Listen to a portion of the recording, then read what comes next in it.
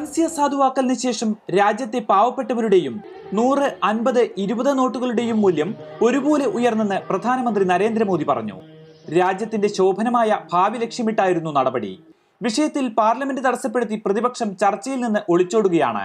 പാർലമെന്റിൽ സംസാരിക്കാനാകാത്തതിനാലാണ് ജനസഭയിൽ സംസാരിക്കുന്നതെന്നും നരേന്ദ്രമോദി പറഞ്ഞു.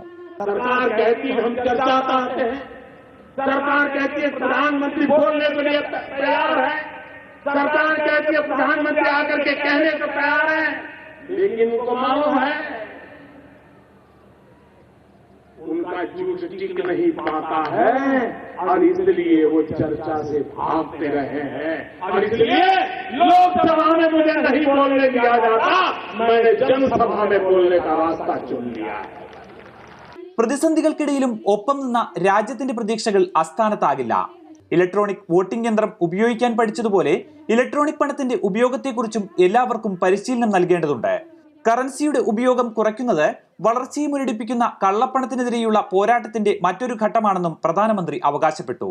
പിൻവഴിയിലൂടെ കള്ളപ്പണം പുതിയ നോട്ടുകളിലേക്ക് മാറ്റിയവർ രക്ഷപ്പെട്ടെന്ന് കരുതേണ്ടെന്നും രാജ്യത്തെ ജനങ്ങളുടെ പ്രതീക്ഷകൾ തല്ലിക്കെടുത്താൻ ആരെയും അനുവദിക്കില്ലെന്നും നരേന്ദ്രമോദി വ്യക്തമാക്കി. മാതൃഭൂമി ന്യൂസ്, മുംബൈ.